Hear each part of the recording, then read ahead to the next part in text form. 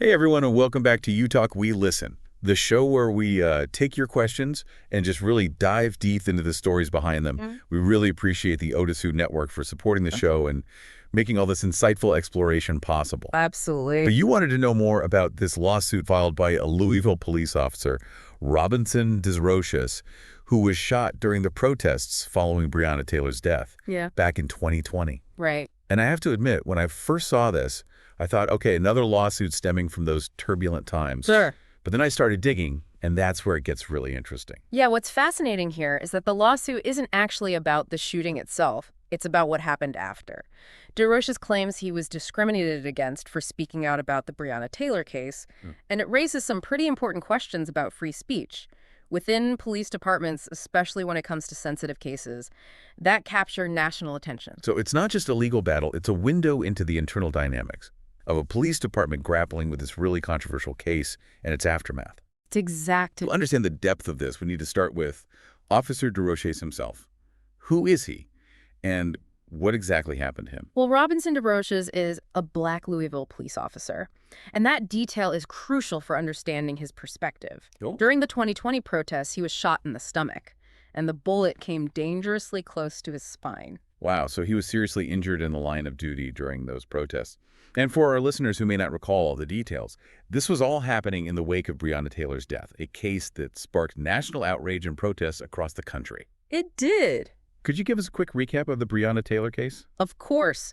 Breonna Taylor was a young Black woman who was tragically shot and killed by Louisville police officers during a botched raid on her apartment. They were executing a no-knock warrant, meaning they entered without warning. Her boyfriend, believing intruders were breaking in, fired a warning shot that struck one of the officers. The police responded with gunfire, killing Taylor in the crossfire. And the lack of charges against the officers directly involved in her death just intensified the anger and fueled the protests, right? Absolutely. It was during those protests, shortly after the announcement that no officers would be indicted for Taylor's death, that Desroches and another officer were shot. Okay, so we have a Black officer shot during protests ignited by the death of a Black woman at the hands of police.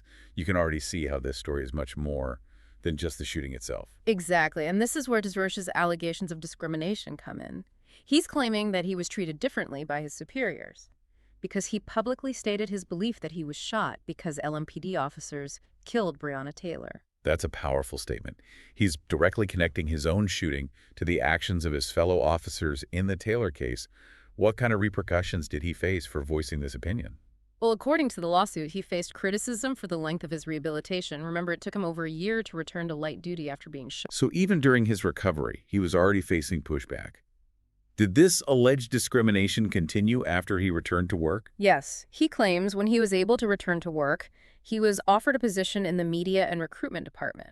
Yeah. On the surface, this might seem like a good opportunity, right? Yeah, you'd think so. What was the problem with that? Well, Desroches saw it differently. He felt the department was trying to use him. A Black officer shot during the Taylor protests for positive PR, capitalizing on his story without addressing the underlying issues. That's a cynical view. But I can see how he might feel that way given the circumstances. Did he accept the position? He declined, stating that he didn't want his story twisted. Then, when he was finally cleared for full-time duty, he claims he wasn't offered a recruiting role, a position he'd successfully held before. So he's feeling sidelined and ostracized for daring to speak his mind. That's the heart of his claim. He even alleges that a command staffer told him he had a target on his back after returning to full-time duty. This brings us to a larger issue that Desroches' lawsuit highlights, this idea of the thin blue line. Right, that unwritten code of silence and loyalty within police departments. I can imagine how that pressure to conform could be even stronger in a department like Louisville's, which was under intense scrutiny after the Breonna Taylor case. Absolutely, and Desroches is suggesting that Black officers who speak out, particularly about racial dynamics within the department, are perceived as betraying this code and face unfair treatment as a result. So where does the Louisville Police Department stand on all of this? They must have issued some response to these accusations. They declined to comment on the specifics of the lawsuit, citing the ongoing litigation. However, they did release a statement affirming their commitment to inclusivity, respect, and accommodations for officers injured in the line of duty. Trying to present an image of fairness and support for their officers. But Desroches' lawsuit seems to directly challenge that image, suggesting a disconnect between their stated values and the lived experiences of some officers, especially those who speak up. And that's just the tip of the iceberg. This is already so complex. Before we go any further, let's pause for a moment to let our listener absorb all this. We'll be right back to unpack more of this fascinating case. So before we paused, we were discussing the complexities of Officer Desroches' lawsuit and the broader context of the Breonna Taylor case. Right. I think it's important to delve deeper into some of the nuances we've touched upon. Yeah, we talked about Desroches and another officer being shot during those protests, but we haven't explored who actually fired the shots. It feels like a crucial piece of the puzzle. You're absolutely right. The shooter was a man named Lorenzo Johnson, who ultimately pled guilty to 2 counts of assault and dozens of counts of endangerment. He was sentenced to 13 years in prison for his actions that night. Dozens of counts of endangerment. That indicates this wasn't just a random act of violence. It wasn't. Johnson was specifically targeting police officers that night. His actions were directly fueled by the anger and frustration surrounding Breonna Taylor's death. That's a chilling thought. And it makes Desroches' claim that he was shot because LMPD officers killed Breonna Taylor even more potent. While Johnson wasn't directly connected to the officers involved in the Taylor raid, his motivations highlight the climate of heightened tension and the perception of police officers as symbols of a system many saw as unjust. It's a tragic illustration of how these events reverberate through a community, impacting individuals in ways we might not always anticipate. We have a black officer shot by a black man who was driven by the death of a black woman at the hands of the police. It's a stark reminder of the raw emotions, the pain, and the complexity of the issues at play in Louisville at that time. It makes you wonder if Desroches had chosen to remain silent, if he hadn't publicly expressed his opinion. Would he have been perceived differently by someone like Johnson? Would he have been less of a target? Of course, we can't know for sure. But it's a question that underscores the difficult position black officers often find themselves in. They are navigating the complexities of race policing and community relations in a system that isn't always equitable or just. And the thin blue line mentality adds another layer of pressure. This code of silence can make it even harder for officers, particularly those from marginalized groups, to speak openly about their experiences and concerns. It creates a chilling effect, discouraging dissent and potentially perpetuating harmful practices. So how does this case, with all its complexities and implications, affect the Louisville Police Department moving forward? Regardless of the lawsuit's outcome, this situation has to have some impact on their internal culture and their relationship with the community. Yeah. So I think I would certainly hope so. This case presents an opportunity for the department to engage in some serious self-reflection. Will they simply try to defend themselves against Desroches' claims? Or will they seize this moment to critically examine their practices and culture? it's a chance for them to address the concerns Desroches has raised, to demonstrate a commitment to transparency and accountability, and to rebuild trust with the community they serve. Indeed.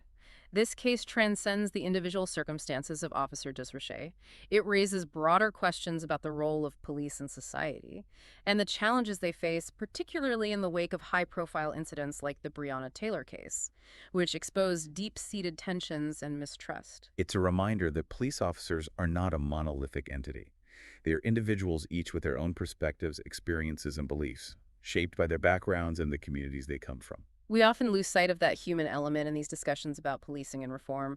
We focus on policies, procedures, statistics, but forget that there are real people behind those badges. People grappling with incredibly difficult questions about race justice and the use of force, often in highly stressful and dangerous situations. Exactly. And those questions don't have easy answers. They require nuanced and empathetic engagement. This case compels us to confront these uncomfortable truths, to grapple with the complexities of law enforcement in a society still grappling with racial inequality and systemic injustice. It's a conversation we can't shy away from, even if it's difficult and sometimes painful. We have to be willing to listen to diverse voices within law enforcement, to hear from officers like Desroches who are willing to speak out about their experiences, even when those experiences challenge the very system they're a part of. That's where true progress begins, with honesty, open dialogue, and a willingness to acknowledge shortcomings and work towards meaningful solutions. We've covered a lot of ground here, and I think it's important to let our listener digest all of this before we delve into the final part of our deep dive. So we've certainly delved into some challenging territory with this deep dive into Officer Desroches' lawsuit. Yeah, it's like we've carefully peeled back layer after layer of this onion, revealing those intricate complexities and the messy realities beneath the surface. And often those messy realities are where the most profound insights and opportunities for growth reside. I completely agree. As we approach the end of our deep dive, I'm curious what stands out to you the most about this case. What are the key takeaways that our listeners should be reflecting on? For me, it's the convergence of personal experience and systemic issues that makes this case so compelling. We have Officer Desroches, a black man who chose to serve his community as a police officer. He endures a traumatic event being shot during those protests, and then feels betrayed by his own department for simply voicing his opinion about why he believes he was targeted. And that opinion that he was shot because of the actions of his fellow officers in the Breonna Taylor case inextricably links his personal trauma to the broader systemic issues of racial injustice and police brutality that sparked those very protests in the first place. Precisely. His story serves as a powerful reminder that these systemic issues have very real consequences for individuals. They aren't just abstract concepts or political talking points. They have a tangible impact on people's lives, shaping their experiences and perceptions of the world. This case also highlights the importance of protecting free speech. Yeah. Even within hierarchical institutions like police departments. Yeah. Desroches alleges that he was essentially penalized for expressing his truth, his perspective on a deeply sensitive issue. It forces us to ask, where do we draw the line between maintaining order and discipline within a police force and allowing space for open dialogue and dissent, particularly on issues as critical as race and the use of force? It's a delicate balance, no doubt, but I think this case strongly suggests that silencing dissent, especially from marginalized voices within law enforcement, can ultimately be more detrimental than allowing those voices to be heard. Suppressing dissent won't magically erase the underlying issues. If anything, it forces those issues underground where they fester and potentially erupt in even more destructive ways down the line. Right. So what can our listeners do with all this information? What actions can they take or questions should they be asking themselves? Well, it starts with awareness, recognizing that these issues are complex and nuanced, that there are multiple perspectives at play, and that simple solutions are often elusive. Resist those knee-jerk reactions and strive to understand the various viewpoints involved. Engage in those crucial conversations. What does it mean to support law enforcement while also holding them accountable for their actions?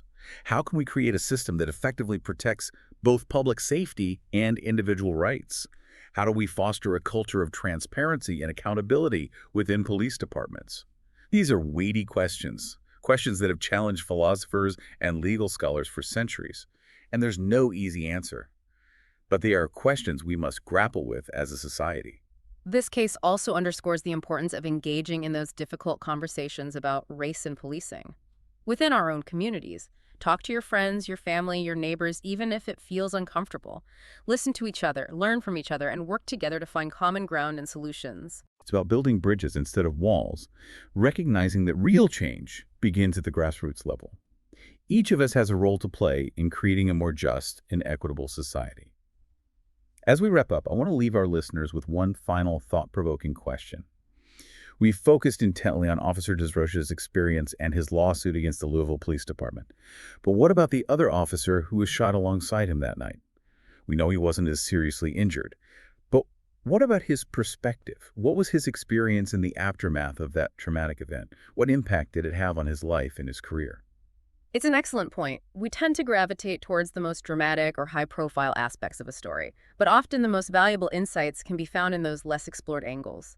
Those unheard voices often hold the key to a deeper, more nuanced understanding of these complex issues. So as you continue to ponder this case and its implications, remember those untold stories, those unheard voices. Seek them out. They may illuminate a path towards a more just and compassionate future. And that's a wrap on this deep dive. We hope you found it informative, thought-provoking, and perhaps even a bit unsettling. As always, keep those questions coming, keep those conversations going, and join us next time for another deep dive into the topics that matter to you.